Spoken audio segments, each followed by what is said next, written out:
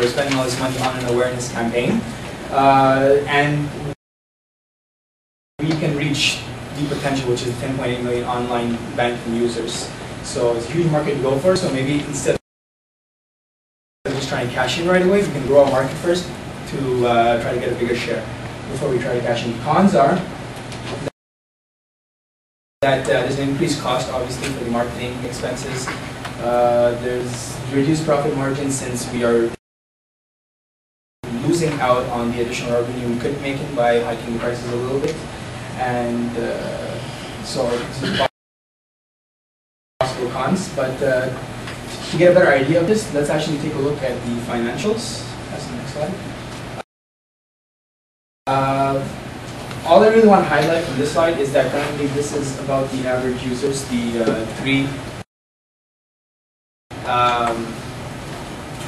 basically this is the assumption. There's 2.8 million customers, 241 companies right now, average of 11,600 customers per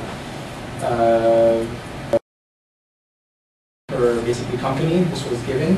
So if we take a regular estimate, there's 3 bills per month. So just divide that up by all the companies. We basically have a revenue right now of 39,314, and if we hike up the prices, basically like we said, from 39 cents to, we suggest, 44 cents, 5 cents, our additional incremental revenue would be 5 million based on a reasonable assumption. So that's basically just the argument for increasing it by 5 cents.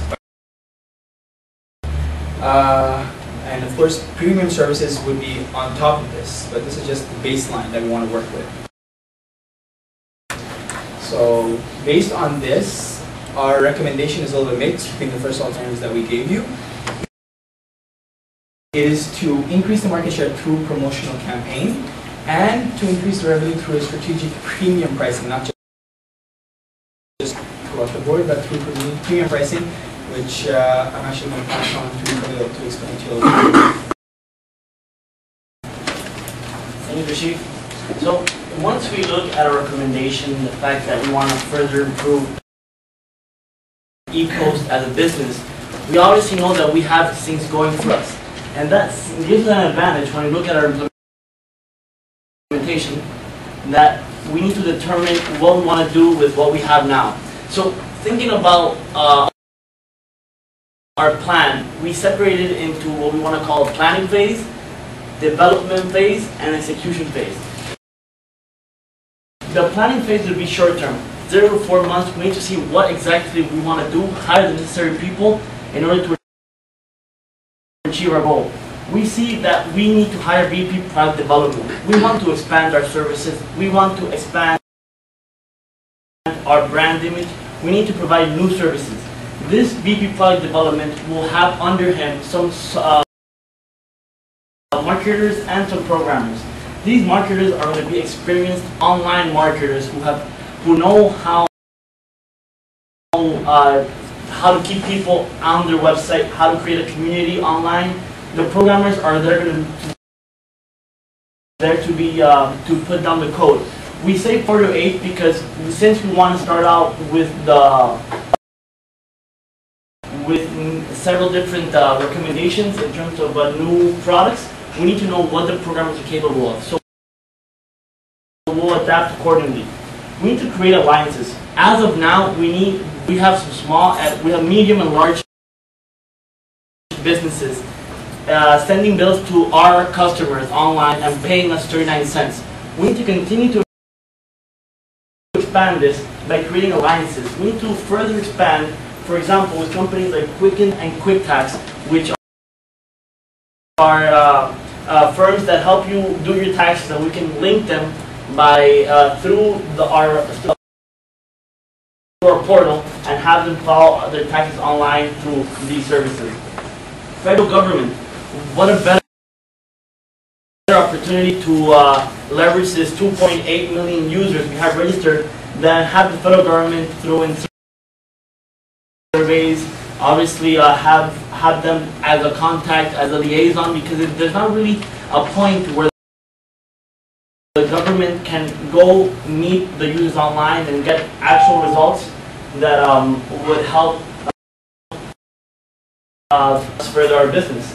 Quebec cities. Right now, we have cities all over Canada, but none in Quebec. We need the Quebec cities such as Montreal, city of Quebec City, and have them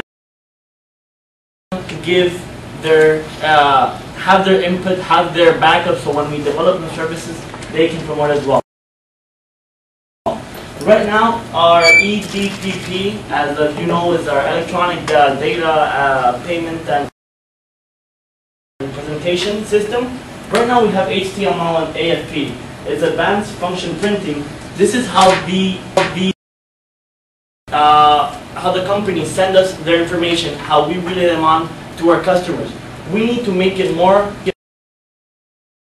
centralized and not have so much ambiguity, and make it more, we make it safer for them to view their bills online. That's why we will promote XML as our new format to view documents as it's standard throughout different companies.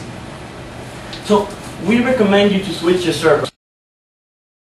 Obviously, you were the ones who proposes that, but we want to kind of show you how you're going to do it. You have the Microsoft SQL server, you need the DB2. The DB2 is going to give you an advantage because the re-indexing is going to be automatic. Right now, whenever you add new companies, you have to have the downtime, say as cost you a couple hours every 2 days. We need to make sure that it's going to be automatic. So with DB2, we're going to save downtime, ensure smooth transactions. People are going to log in to their thing at 3 in the morning and they'll be able to access it. We need reliability. With the DB2 server, it's much more advanced, and we can ensure more or less than 99% reliability and uptime. The most important thing I want to point out in red is employee training. Since we're changing something so essential in the company, we need to ensure that our employees are behind us, that our employees know that we ask them how's the new server working for you, train them as much as they need, even though it's expensive, because that's going to ensure our success in the long term. So promote new subscriptions. Obviously, we already have 2.8 million users. And how can we promote new ones? We'll start a campaign, the Don't Pay Your Bills campaign. We are going to pay for about roughly 100 personal bill accounts. So if a Fido and Bell sends a customer their bills and they're the lucky winner, we'll pay their bill for them. And that'll encourage people to start using our service instead of using regular mail. So now that we have everything settled out, how is this going to look like? Obviously, this is going to be EPOST. It's our central database where we have all our customers linked together here. This is who we are. Right now we have our personal users and our business users. We have the banks sending information to the personal users, different utility bills. This is where we're going to expand on our large businesses. These people send the bills to the personal users, and then they can pay it through any other means. We want to even link it further where the banks can pay their bills online through our EPOST site. They can connect directly to the banks. So we know that through our portal, and by linking all this, we're going to be able to create a community. And what's best about our plan is, as of now, you can see the black communication lines. That's current. Right now, the different utilities send our users their bills. The personal users, the business users. What we want to do is create a community where the personal users and the business users can further send information upwards. So if the electricity is sending us bills and we disagree, we can automatically protest. We can automatically give recommendations on how to improve their service. So we feel that this is going to be a huge advantage for large companies as you're going to get automatic feedback